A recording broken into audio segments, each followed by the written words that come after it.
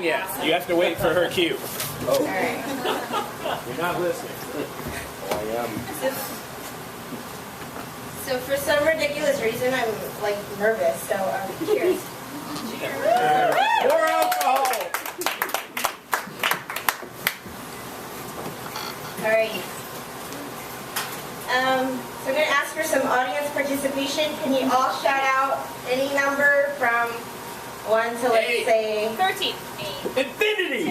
Okay, I heard 8, 13, 62. 62, and... 37. 37, okay. Let's hope this works. So I just recently graduated, and this is why they gave me some type of degree. So, all right. Where are you from? There is dust, thick layers that settle in the lungs so we could never run freely through the fields that held the dry hay. Aw, don't I look dashing? Like a fantastical archer that would take prickly bushes, carcasses of cats, neighborhoods bisected by empty dirt lots that held horses or stray dogs, schools on the edge of orange groves, a statue of a man holding dirt in his hands, waiting for a miracle. Okay, and like every teacher, I just forgot what number, so I'm going to say 37. Was. Alrighty.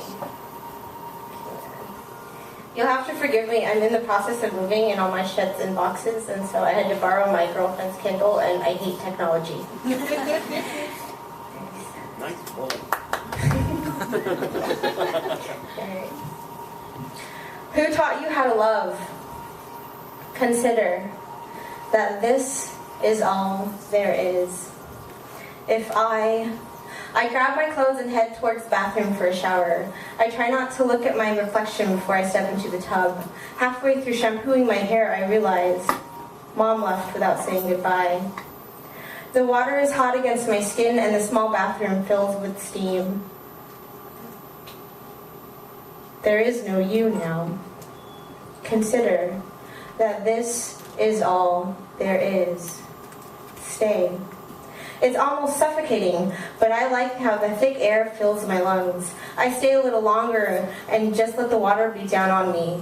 Not knowing what else to do, I finish up, and when I'm drying off, I look at the hazy reflection in the mirror. I haven't looked at myself in a long time. Suddenly, I want to see myself. I frantically wipe down. There is no me.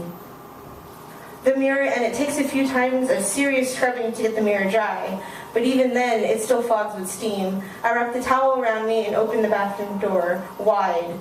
As the mirror clears up, I inspect the face staring back at me. The cheeks are chubby, the nose is red from the shower, the eyes look tired. Okay. Bang, bang? Bang, bang! Awesome. Okay. Where are you from? You have lived your life in rooms. A room, a room, a room, a room, a room. Hoodie and neon orange shoes. Either way, he's the only one who notices. The bus stops in front of new apartment buildings, the kind that are really nice with the expensive organic grocery store underneath and the trendy artisan shops occupying the first floor. As I make my way to the front exit, the old man is greeting everyone on the bus. As I leave, I hear him say, I hope you find what you're looking for. A room. A room. A room. I have lived your life in rooms. Okay. 2 blows and I press the red end call button. I think about the pause right before she said bye. I know that she meant to say, she knows that I'm not ready to hear it. I'm not ready to hear anyone say it but my dad. To say they love me. The version of my dad I had when Mother had her breakdown at his grave. But that was the only time I saw him while I was awake. After that, I dreamed of him almost every night. I wrote down the dreams and keep them in a nice wooden box. And then I have this infatuation with Disney, even though like Disney is bad, but I still love it because princesses are fucking awesome. So here we go. Cinderella takes a 10. It starts to rain. She covers her cigarette with her satin-gloved hand, hovers under a clear umbrella, sure to keep her blue dress dry. Her blonde hair turns frizzy. On the other side, she can hear them. Their wild smiles become damp, their fingers dirty from cotton candy. They are loud now, but will stand speechless before her. A bird's chirp signals the end. She inhales the last of the flame, crushes the embers with a glass slipper, a quick gargle rinse, some beer weighing on her wrists. She's escorted through the gates, waves and smiles, thinks about her next cigarette. All right, so last one, bang bang. Bang, bang. Bang, bang. So, all right.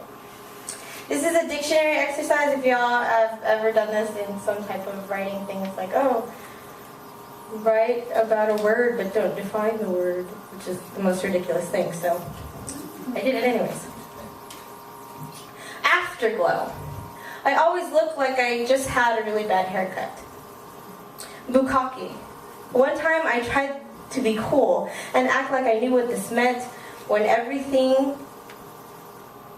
my everything Japanese obsessed friend asked me if I knew what it was. We were in the middle of dinner in China when he asked our German friend if he knew.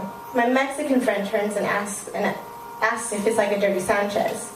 I didn't know what that was either. Sure, I said, just like it. That's when Greg turns and says, no, it's not. I say, I saw it on Skinamax. He says they wouldn't put this shit on TV. I ask him what it is, but then he says he won't tell me and makes company. I'm the only girl at the table. When I get back to the States, I look it up on the internet. Oh, I say, feeling like the girl in the middle. Alright. Fuck. I went to a house party with my friend. He left for 30 minutes and came back smelling like the garage. He wanted to leave early. I was fine. I didn't know anybody. We left without saying goodbye. Interracial. I could have been making so much money if I let him videotape it. Alright. That one's offensive. Do it! I'm a teacher, they'll find this. This is scary. Okay. O-face. I always find it funny how Trinity's O-face reminded Neo of his premonition of her first death. Threesome. I always leave someone out. Okay. Zoophile. When I was little, I saw the red thing come out of my dog's thingy. I was fascinated. I always rubbed him this way, and it would poke through again. One day my mom yelled at me and hit the dog. She said, good girls don't do that. Later, I would try to make guys' red things poke through. They never did. Thank you.